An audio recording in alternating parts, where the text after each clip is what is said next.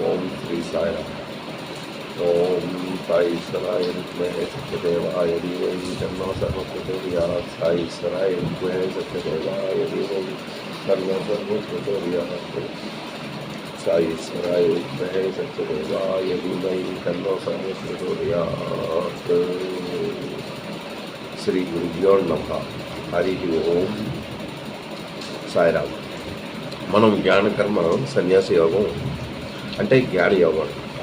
ఈ జ్ఞానయోగంలో ఒక్కొక్క శ్లోకాన్ని మనం చెప్పుకుంటూ ముందుకు వెళ్తున్నాం. ఇది జ్ఞానయోగంలో భగవంతుడు జ్ఞానాన్ని మనకి కలిగినట్టు చేస్తున్నాడు. జ్ఞానం అన్నిటికన్నా చాలా విలువైంది. ఈ జ్ఞానం లేనిదే మనం ఏ పని చేయలేము. అందు గురించి ఆ జ్ఞానంలో ఉన్న బంధనలు, అందులో ఉన్న తీపితనం, అందులో ఉన్న ఉపయోగాలు ఇవన్నీ ఆయన ప్రతి శ్లోకంలో ఆయన చెప్పుకొని వస్తున్నారు. ఆయన లాస్ట్ శ్లోకంలో ఆయన దేని గురించి చెప్పారు అంటే యజ్ఞాల గురించి చెప్పాడు. యజ్ఞశిష్టామృతో భుజో అంటే యజ్ఞాలు చేసిన తర్వాత ఈ యజ్ఞాల్లో ఉన్న చాలా ఉపయోగాలు ఉన్నాయి. ఈ యజ్ఞం ఎవరైతే సనాతన ధర్మంగా చక్కగా ఎవరైతే చేస్తారో వాళ్ళు మంచి జ్ఞానాన్ని కలిగి మంచి సంతృప్తిగా ఉండి భగవద్ ధ్యానంలో ఉండి భగవంతుని చేరుకోగలరు. అది ఆయన అందులో చెప్పినది. అది అందులో ఉన్న ఆనందం ఇంకొక దాంట్లో ఉండదు. కానీ అది చేరుకోవడంలో మీరు ఏ విధంగా చేరుకోగలరో అది ప్రతిదీ ఒక్కొక్కటి బోధించుకొస్తున్నారు. ఆయన యజ్ఞాల గురించి ఇప్పుడు అన్ని శ్లోకాల్లో చెప్తున్నారు. అయితే ఇది కూడాను ఇప్పుడు 31, 32 కూడాను సేమ్ యజ్ఞం గురించి ఆయన ప్రపోజల్ చేస్తున్నారు. ఏంటి ఈ యజ్ఞం? ఏంటంటున్నాడు? ఏవం బహువిధ యజ్ఞ. ఏవం అంటే ఇట్లు బహువిధ చాలా యజ్ఞాలు ఉన్నాయి అంటున్నాడు. బహువిధ యజ్ఞ. ఈ యజ్ఞాలు నేను ఏవైతే కొన్ని చెప్పానో అవి కాక ఇంకా యజ్ఞాలు ఉన్నాయి. ఆ యజ్ఞాలు మీరు చేసినట్టయితే మీకు కూడా మంచి ఉపయోగకరంగా ఉంటుంది. అంటే మీరు కూడా భగవంతుని దగ్గరికి మీరు చేరుకోగలరు. ఏవం బహువిధ యజ్ఞ విదిత బ్రాహ్మణముఖగా. విదిత అంటే నేను just I want to explain. విదిత బ్రాహ్మణం ముఖే అంటే ఇది బ్రాహ్మణ అంటే అక్కడ వేదములు అనమాట. ఈ వేదముల ద్వారా మీకు తెలుపుతాను. కృష్ణ భగవానుడు చెప్తున్నాడు. ఆయన అర్జునుడికి చెప్పినట్టే కాదు, మనకి కూడా చెప్తున్నాడు. ఈ వేదాలు నేను ఏవైతే యజ్ఞాలు చెప్పానో ఈ యజ్ఞాలు కాక ఇంకా యజ్ఞాలు ఉన్నాయి. ఆ యజ్ఞాలు మీరు వేదముల ద్వారా నేర్చుకోండి. ఏదైతే వేదాల్లో ఉన్నాయో ఆ వేదాల్లో ఏవైతే చెప్పారో అది కూడా మీరు ఆ విధంగా మీరు నేర్చుకున్నట్టయితే, మీరు ప్రవర్తించినట్లయితే మీరు దానికి మీరు చేరుకోగలరు. భగవంతుని తత్వాన్ని అర్థం చేసుకోగలరు అంటున్నాడు. ఏవం బహువిధ యజ్ఞ విదిత బ్రాహ్మణో ముఖే. తర్వాత కర్మజాన్ విదితాన్ సర్వాన్ ఏవం జ్ఞాత విమోక్షసే అంటే మీరు కర్మబంధాన్ని నుంచి కూడా విముక్తులవుతారు. ఏంటి ఈ కర్మబంధం? ఈ కర్మబంధం ఎప్పుడైతే మీరు కర్మలు చేస్తున్నారో ఈ కర్మల ప్రకారం మీకు చావు పుట్టుక అది కంటిన్యూ అవుతూనే ఉంటుంది. దీని నుంచి మీరు బయటికి రావాలి అంటే ఈ విధంగా మీరు చేసినట్టయితే మీరు దీని నుంచి కూడా మీరు బయటికి రాగలరు అని చెప్పు. కర్మజాన్ విద్ధి అంటే ఎలాంటి కర్మలు? మనోవాక్య కర్మలు. దానికి ఏంటి కావాలి? అభిమానం కానీ, మమత కానీ, ఆసక్తి కానీ, ఫలేచ్ఛలు కానీ ఇవేమి ఉండకూడదు. అందులో మీరు అది చేసినప్పుడు ఈ 4 అన్నది దగ్గరికి రానివ్వకూడదు. మమకారాలు అసలు రాకూడదు, ఆసక్తి రాకూడదు, ఫలేచ్ఛలు కూడా ఉండకూడదు. ఫలేచ్ఛ అంటే ఫలాల గురించి మీరు ఆశించి కర్మలు చేయకూడదు. ఇవి మాని మీరు యజ్ఞాలు చేసినట్టయితే, ఈ యజ్ఞం చేస్తే నాకు ఈ ఫలం దొరుకుతుంది అని మీరు యజ్ఞం చేసినట్టయితే దానికి ఫలం కాదు. ఇది భగవంతుని గురించే, ఇది భగవంతునిది, ఇది బ్రహ్మ గురించి చేస్తున్నాము. ఈ వేదాలు, ఇది వేదాల లోపల చెప్పినది, దీని ప్రకారం నేను భగవంతుల్లో చేరుకోవాలి, భగవంతుని తత్వాన్ని అర్థం చేసుకోవాలి, భగవంతుని చేసుకోవాలి అన్న భావనతోనే రావాలన్నమాట. ఇది అక్కడ చెప్పాడనమాట. ఏవం బహువిధ యజ్ఞ వివిధ బ్రాహ్మణముఖే కర్మజాన్ విద్దితాన్ సర్వాన్, అంటే వీటన్నిటినీ సర్వాన్ ఏవం జ్ఞాత్వా. ఇక్కడ అంటే జ్ఞాత్వ అంటే తెలుసుకో, జస్ట్ యూ మస్ట్ నో. ఏవం జ్ఞాత్వ విమోక్షసే, ఇవి నువ్వు తెలుసుకున్నట్లయితే నువ్వు మోక్షానికి నువ్వు వెళ్ళగలవు అన్న భావనతో ఈ శ్లోకం చెప్పాడు. ఏవం బహువిధ యజ్ఞ వివిధ బ్రాహ్మణముఖే కర్మజాన్ విద్దితాన్ సర్వాన్ ఏవం జ్ఞాత్వ విమోక్షసే, ఇది దీంట్లో ఉన్నది. అయితే ఏంటి ఆయన ఏంటంటున్నారు? ఇది ఏవైతే నేను ముందుకుండా చెప్పానో, ముందు శ్లోకాల్లో ఏవైతే ప్రాణాయామం గురించి చెప్పానో, కొన్ని దీని గురించి యజ్ఞాలు ఎలా చేయాలి అవన్నీ నేను చెప్పాను. ఇవి కాక ఇంకా ఉన్నాయి. ఆ యజ్ఞాలు కూడా మీరు చక్కగా చేసినట్టయితే మీరు దానికి చేరుకోగలరు. అంటే నా తత్వాన్ని మీరు అర్థం చేసుకోగలరు అని చెప్తున్నాడు. ఏంటంటున్నాడు? ఇందులో 5 రకాలైన యజ్ఞాలు ఉన్నాయి, అది ముఖ్యమైనవి నేను చెప్తాను. ఏంటి 5 రకాలు అంటే దైవయజ్ఞం, ఆ తర్వాత పితృయజ్ఞం, మనుష్యయజ్ఞం, బ్రహ్మయజ్ఞం, భూతయజ్ఞం. ఇవి 5. భూతయజ్ఞం అంటే ఏంటి, బ్రహ్మయజ్ఞం అంటే ఏంటి, మనుష్యయజ్ఞం అంటే ఏంటి, పితృయజ్ఞం అంటే ఏంటి, ఆ తర్వాత దైవయజ్ఞం అంటే ఏంటి.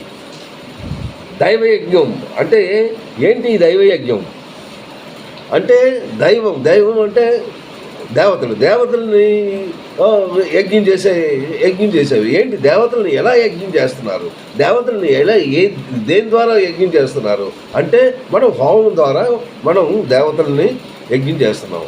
హోమం అంటే అగ్నితో మనం దాంట్లో నెయ్యి వేస్తూ దాన్ని ఒక్కొక్క మంత్రోపదేశం చేస్తూ దేవతల్ని మనం శాంతిపరుస్తున్నాం అనమాట. ఆ శాంతిపరిచినచో ఆ దేవతలు దాన్ని సంతృప్తిపడి మనకి ఏంటి కావాలి అన్నది వాళ్ళు చూసుకుంటారు. అది దైవయజ్ఞం. దైవయజ్ఞం అయిన తర్వాత అంటే ఇది 5 యజ్ఞాలు చెప్పాడు. ఏంటి? దైవయజ్ఞం, పితృయజ్ఞం, మనుష్యయజ్ఞం, బ్రహ్మయజ్ఞం, భూతయజ్ఞం అన్నాడు. అయితే ఇప్పుడు దైవయజ్ఞం అంటే తెలిసింది. ఆ తర్వాత పితృయజ్ఞం. ఏంటి ఈ పితృయజ్ఞం? పితృ అంటే తల్లిదండ్రులు. ఈ తల్లిదండ్రులను సేవించాలి. వాళ్ళు శరీరం ఉన్నప్పుడు ఎంత చక్కగా మీరు సేవిస్తారో, అంటే వాళ్ళు మీకు జన్మనిచ్చారు. వాళ్ళు జన్మనిచ్చినప్పుడు మీరు వాళ్ళని ఆ విధంగా మీరు చూసుకున్నట్టయితే దానికి తగిన గౌరవం, దానికి తగిన మీకు లభిస్తూ ఉంటుంది. మీ తాలూకా మంచి ప్రవర్తన కూడా బాగుంటుంది. అయితే ఈ పితృయజ్ఞం అంటే ఏంటి అంటే వాళ్ళు బతుకున్నంతకాలం చూస్తూ వాళ్ళు చనిపోయిన తర్వాత కూడాను మీకు శ్రేష్టాలు అనేవి ఉన్నాయన్నమాట. శ్రాద్ధం చేస్తాం అంటే సంవత్సరికం చేసిన తర్వాత శ్రాద్ధాలు ప్రతి సంవత్సరం అంటే తల్లిదండ్రులను ఒకసారి తలుచుకోవడానికి వాళ్ళకి శ్రాద్ధంలో వాళ్ళకి ఏమైనా బ్రాహ్మణుడికి దానం కానీ లేకపోతే ఏవి కానీ ఇవన్నీ ఇస్తూ వాళ్ళని మనం జ్ఞానించుకుంటాం అన్నమాట. దాన్ని ఏంటంటారు? పితృయజ్ఞం అంటారు. అంటే వాళ్ళు బతుకున్నప్పుడు చనిపోయినప్పుడు వాళ్ళనే మనం సృష్టించాం, దాన్ని పితృయజ్ఞం అంటారు. నెక్స్ట్ భూతయజ్ఞం. ఏంటి భూతాలు? ఈ భూతాలు అంటే ఏంటి? ఇవి మనకి ఎన్నో ఉన్నాయి. పంచభూతాలతో మనం పుట్టాము. భూతాలంటే మనుషుల్లో ఉన్నారు, నెక్స్ట్ జంతువులు, ఇవి పక్షులు, ఇవన్నీ ఉన్నాయి. ఇవన్నీ భూతాల కింద వస్తాయి. అవి ప్రాణంతోనే ఉన్నాయి. అయితే నువ్వు మనిషిగా ఉన్నావు కనుక నీకు బుద్ధి ఉంది, నీకు కాళ్ళు చేతులు అన్నీ ఉన్నాయి. దీనితో నువ్వు ఆహారాన్ని సంపాదించుకోగలవు. ఏ విధంగా నీ తెలివితేటలతోనైనా నువ్వు సంపాదించుకోగలవు. కానీ అవి సంపాదించుకోవడానికి మనం చాలా కష్టం. అందుగురించి అవి సంపాదించాలి అంటే నువ్వు ఏం చేయాలి అన్నది చాలా ఇంపార్టెంట్. అంటే వాటికి కూడా మనం ఏదైనా ఇస్తూ ఉండాలి. వాటికి ఆహారంగా మనం ఏదైనా మనం వాళ్ళకి ఇస్తూ ఉండాలి. అది భూతయజ్ఞం. నెక్స్ట్ మనిషి యజ్ఞం. ఏంటి మనిషి యజ్ఞం? మనుషుల్లో కూడా చాలామంది అంటే కింద స్థితి ఉన్నారు, పెద్ద స్థితి ఉన్నారు. కొందరు ఆకలితో కూడా ఉంటుంటారు. వాళ్ళు కూడా మనుషుల్లో ఉన్న వాళ్ళని కూడా మనం సేవించవచ్చు.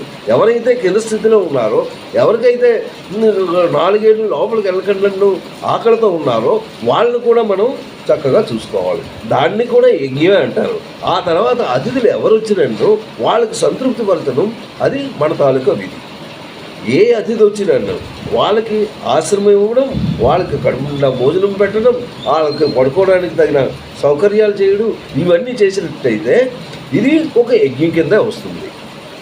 దీన్ని మనిషి యజ్ఞం అంటారు. అంటే ఇప్పుడు మనం ఏంటంటే దైవ, పిత్ర, మనుష్య, బ్రహ్మ, భూత అంటే ఈ 5 యజ్ఞాలు. ఇవి కాక ఇంకా ఉన్నాయన్నమాట యజ్ఞాలు. ఈ యజ్ఞాలు మనం చక్కగా చేసినట్టయితే మనకి మంచి కార్యక్రమాల్లో మనం చేసుకోగలం. ఇందులో మనకి మన ప్రజాపతి ఎవరు? బ్రహ్మ. ఆ బ్రహ్మను సృష్టించిన ఎవరు? పరమేశ్వరుడే. ఆయనే సృష్టించాడు. ఆ బ్రహ్మను మనం చక్కగా తలుచుకోవాలి. అవి దేని ద్వారా మనం తలుచుకోవాలి?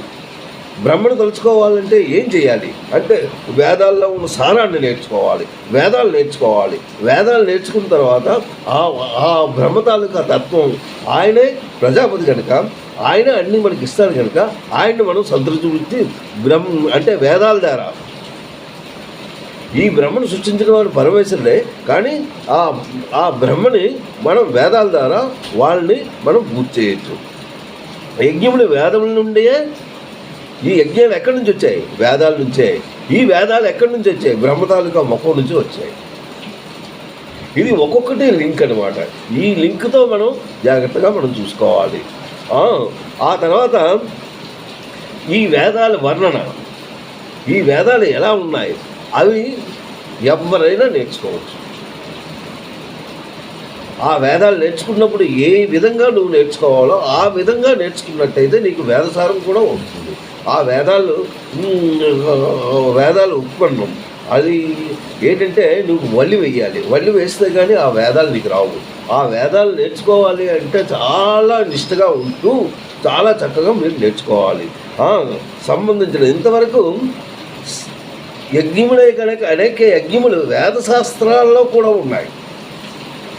మనం శాస్త్రయుక్తంగా వెళ్ళినట్టయితే ఆ వేదాల్లో కూడా ఈ యజ్ఞాలు ఎలా చేయాలో అవి కూడా మనకి అక్కడ తెలియపరుస్తున్నారు అన్నమాట. ఏది ఈ యజ్ఞం ఏంటి? మనస్సు, ఇంద్రియాలు. ఈ మనస్సు ఇంద్రియాలకు సంబంధించింది. నీకు మనస్సు ఉండాలి, ఇంద్రియ నిగ్రహం ఉండాలి. ఇవి ఉంటే కానీ నువ్వు వేదాలు చదవలేవు. చక్కగా కూర్చోవాలి అంటే నీ తాలూకా పొజిషన్ చక్కగా ఉండాలి. నువ్వు ఇతర దీని గురించి ఏమీ ఆలోచించకూడదు. చక్కగా ఆసనం వేసుకొని కూర్చోవాలి. ఆసనం వేసుకొని కూర్చొని దాన్ని బోధిస్తూ ఉండాలి. ఇదనమాట. అయితే దీంట్లో ఏమాత్రం ఒక్కటైనా నువ్వు తప్పించినట్టయితే నీకు ఆ వేద పఠన అన్నది నీకు రాదు. ఆ తర్వాత యజ్ఞం కూడా నువ్వు చేయలేవు. అందు గురించి చాలా జాగ్రత్తగా దాన్ని శాస్త్రయుక్తంగా నీ కర్తవ్య కర్మలు ఏవైతే కర్తవ్య ఇది పరమాత్ముడి గురించే, ఇదంతా పరమాత్ముడిదే, ఇది నాది అన్నది ఇందులో ఏమీ లేదు. నేను నిల్లు, ఇదంతా భగవంతుడిదే, ఈ భగవంతుడినే సృష్టి. నేను ఏదైతే కర్మలు చేస్తున్నానో ఇది భగవదార్పితం, భగవంతుడిదే అన్న భావనతో నువ్వు చేస్తూ ఉండాలి. అంటే నీ తాలూకా ఆత్మకు కూడా నువ్వు శాంతిపరుస్తూ ఉండాలి. నువ్వు ఏవైతే కర్మలు చేస్తున్నావో అది ఆత్మకు సంబంధించిందే కాదు. ఆత్మ వేరు, నీ శరీరం వేరు, నీ తాలూకా ఇంద్రియాలు వేరు, ఇవన్నీ వేరు. ఇవి నువ్వే చేస్తున్నావు. కానీ ఆత్మ అన్నది అది అలాగ కాన్స్టెంట్గా ఉంటుంది. దానికి సంబంధం లేకుండా నువ్వు ఈ పనులు చేస్తూ ఉండాలి. ఇలా చేసినట్టయితే నీ యజ్ఞాలు ఇదవుతాయి. అది ఇక్కడ నీకు 32వ శ్లోకంలో భగవంతుడు చక్కగా చెప్పాడు. మరొకసారి ఏవం బహువిధ యజ్ఞ వితదా బ్రాహ్మణో ముఖే కర్మజాన్ విద్దితాన్ సర్వాన్ ఏవం జక్తా విమోక్షతే అనేసి చాలా చక్కగా వివరించారు. నెక్స్ట్ రేపు మనం చెప్పుకుందాం. సాయిరామ్.